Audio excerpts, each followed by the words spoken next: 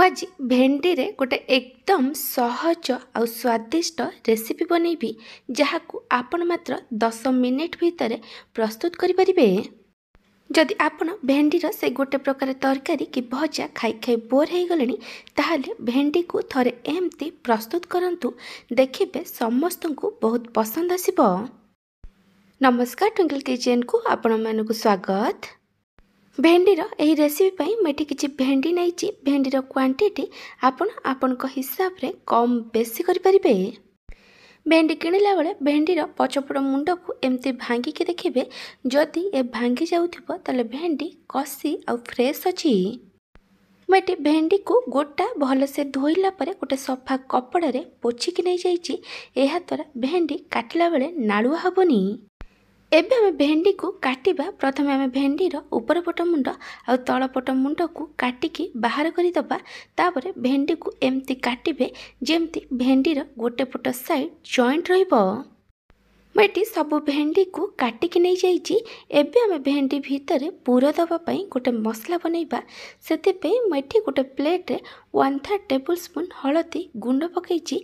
तापर मुझे काश्मीरी लंका गुंड आ लंका गुंड दउछि। आपन को जेतिकी राग दरकार से अनुसार लंका गुंड नेबे। कलर पई मुझे काश्मीरी लंका गुंड नैछि।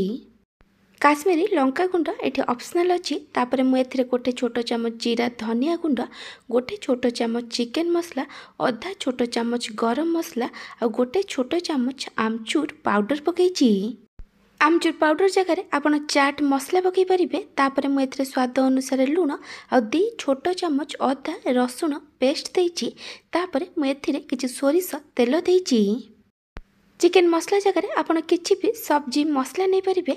एबे हमें सबको भल से मिक्स करदबा। आपड़ मसला रे तेल दे मिक्स करेंगे, एथिरे पानी देबेनी।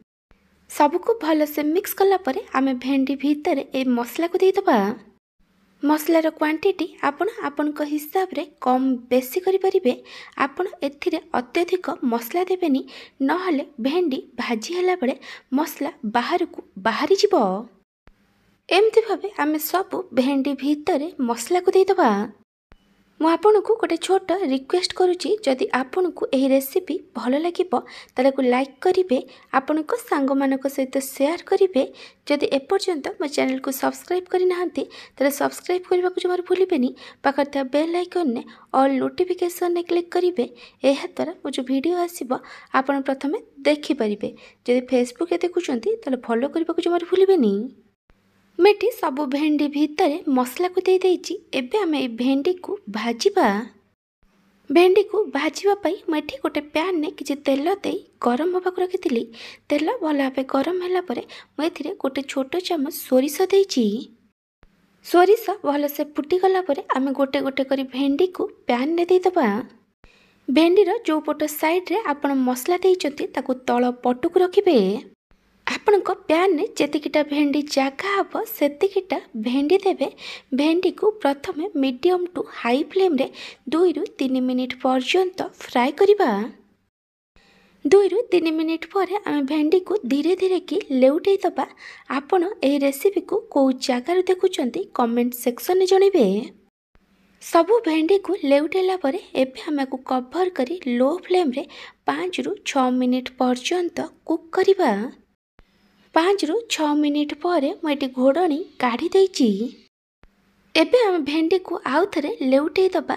आ भेंडी को मीडियम टू हाई फ्लेम रे 2 ରୁ 3 मिनिट पर्यंत भाजिबा, जेमती मसला टिके खैरिया है भाजी हिजिबो। एबे मु एथिरे किछि भृसंग पत्र दउछि। आपण एथिरे निहाती भाबे भृसंग पत्र देबे। एहा द्वारा ए भजार टेस्ट बहुत भल आसीबो। एटी 2 ରୁ 3 मिनिट हो गलानी। एबे हम भेंडी को आउ थरे लेउटै दबा। देखि परथिबे एटी भल से खैरिया है भाजी जाइछि। भेंडी भी एटी भल से सिझी जाइछि। मसला दिया ए गोटा भेंडी भजा एटी रेडी हो जाइछि। जदि आपनकु एई मसला दिया गोटा भेंडी भजार रेसिपी भल लगिथिबो ताला को लाइक करिवे, आपनको सांग मानक सहित शेयर करिवे। जदि एपर्यंत मो चैनल को सब्सक्राइब करि नाहंती ताले सब्सक्राइब करबा को जमारे भूलिबेनी। पाखते बेल आइकन ने ऑल नोटिफिकेशन ने क्लिक करिवे। एहा द्वारा मो जो वीडियो आसीबो आपन प्रथमे देखि परिबे।